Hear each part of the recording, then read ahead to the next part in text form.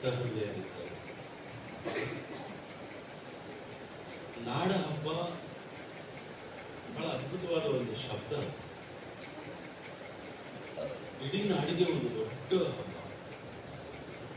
ನಾನು ನಿನ್ನೆ ಪಾಟ್ನಾದಿಂದ ಗಲ್ಲಿ ಗಲ್ಲಿಯಲ್ಲಿ ದೊಡ್ಡ ಒಂದು ಮೂರ್ತಿಗಳು ಇನ್ನೂ ಅನಾವರಣ ಆಗಿರಲಿಲ್ಲ. ಅಷ್ಟೊಳಗಡೆ ನಾನು ಎಂಥ ಅದ್ಭುತವಾದ ಒಂದು ಸಂಚಲನ ಅಂದರೆ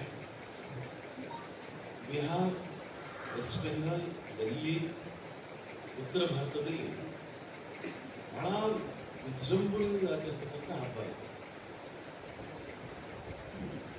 ಹಾಗೆಯೇ ಕರ್ನಾಟಕದಲ್ಲೂ ಕೂಡ ಬಹುಶಃ ಆರಂಭವಾಗಿದ್ದು ನಮ್ಮಿಂದಲೇ, ಬೆಳಗಾವಿಯಿಂದ.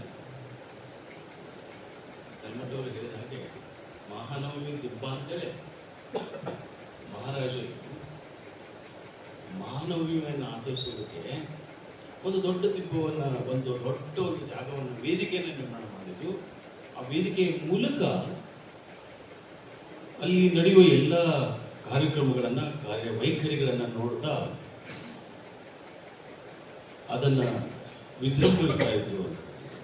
ತದನಂತರ ವಿಜಯನಗರ ಪತನಗೊಂಡ ಮೇಲೆ ಬಹುಶಃ ಅದು ಮೈಸೂರು ಅರಸರು ಅದನ್ನು ದಸರಾದ ರೂಪದಲ್ಲಿ, ದಸರಾ ಮೆರವಣಿಗೆಯ ರೂಪದಲ್ಲಿ ಇಡೀ ಜಗತ್ತಿಗೆ ಅದನ್ನು ಪ್ರಚಾರ ಮಾಡಿದರು ಅಂತಕ್ಕಂಥದ್ದು. ಇದು ಒಂದು ಘಟ್ಟ. ಭೈರಪ್ಪನವರು, ನಾನು ಮೈಸೂರು ವಿಶ್ವವಿದ್ಯಾಲಯದ ಮಹಾರಾಜ ಕಾಲೇಜಿನಲ್ಲಿದ್ದಾಗ ಅವ್ರ ಮನೆ ಮುಂದೆ ಸುಮ್ಮನೆ, ಅವ್ರ ಮನೆ ಎದುರಿಗೇನೆ ನಮ್ಮ ಕಲಿಗೆ KS ಭಗವಾನ್ ಅವ್ರ ಮನೆ, ಅದರ ಪಕ್ಕದಲ್ಲೇ ಕುವೆಂಪು ಅವರ ಪರಮ ಶಿಷ್ಯ ಪ್ರಭುಶಂಕರ್ ಅವರು, ಅಕ್ಕಪಕ್ಕದಲ್ಲಿ ಕುವೆಂಪು ನಗರ ಅಂತಿದೆ. ಅಲ್ಲಿ ಬಹಳ ದೊಡ್ಡ ನಗರ, ದೊಡ್ಡ ಎಕ್ಸ್ಟೆನ್ಷನ್ ಏರಿಯಾ ಅದು. ಅಲ್ಲಿ ಅಡ್ಡಾಡಿದರೆ ನಿಮಗೆ ಸಾವಿರಾರು ಜನ ಕವಿಗಳು, ಗಾಯಕರು ಎಲ್ಲರೂ ಸಿಗ್ತಾರೆ. ಈ ಲೈನಲ್ಲಿ ಮೇನ್ ರೋಡಿಗೆ ಇದೆ ಅವ್ರ ಮನೆ. ಅಲ್ಲೆಲ್ಲ ಕವಿಗಳು, ಸಾಹಿತಿಗಳು, ವಿಚಾರವಂತರು. ಆ ಕಡೆ ರಾಮದಾಸ್ ಅವ್ರ ಮನೆ, ಅವ್ರ ಮನೆ ಹಿಂದೆ ಪ್ರೊಫೆಸರ್ ರಾಮದಾಸ್ ಅವ್ರ ಮನೆ. ಎಂತೆಂಥ ದಿಗ್ಗಜರು. ಮತ್ತು ಒಂದು ಕಾದಂಬರಿ ಬಂದಾಗ, ಅವ್ರ ಕಾದಂಬರಿ ಒಂದು ಯಾವುದೋ ಒಂದು ಕಾದಂಬರಿ ವಿಮರ್ಶೆಗೆ ಹೋದಾಗ ಒಂದಿಷ್ಟು ವಾಗ್ವಾದಗಳು ನಡೆದಿತ್ತು. ಇವೆಲ್ಲ ನೆನಪುಗಳು ಬಹಳಷ್ಟು ತಾಜಾ.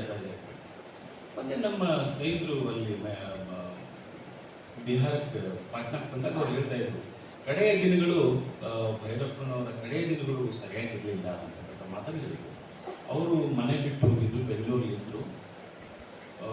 ಬೆಂಗಳೂರಲ್ಲಿ ಮಗನ ಹತ್ರನೂ ಇರಲಿಲ್ಲ, ಪಬ್ಲಿಷರ್ ಹತ್ರ ಅವರು ಮನೆಯಲ್ಲಿದ್ದರು ಅಂತಕ್ಕಂಥ ಮಾತನ್ನು ಹೇಳ್ತಾ ಇದ್ರು. ಅದಾದ ತಕ್ಷಣ ಅವರ ಸಾವಿನ ಸುದ್ದಿ ಬಂತು.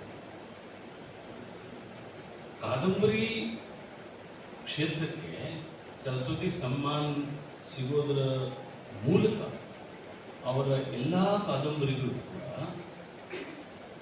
ಭಾರತದ ಬಹುತೇಕ ಭಾಷೆಗಳಿಗೆ ತರ್ಜುಮೆ ಆಗಿದೆ. ಅವರ ಪರ್ವ, ದಾಟು ಬಹಳ ಅದ್ಭುತವಾದ ಕಾದಂಬರಿಗಳು, ಎರಡು ಮಾತಿಲ್ಲ. ಅವರ ಸಿನಿಮಾ ಅದು ಪ್ರಜಾಪ್ರಭುತ್ವ, ವಂಶವೃಕ್ಷ, ಆಮೇಲೆ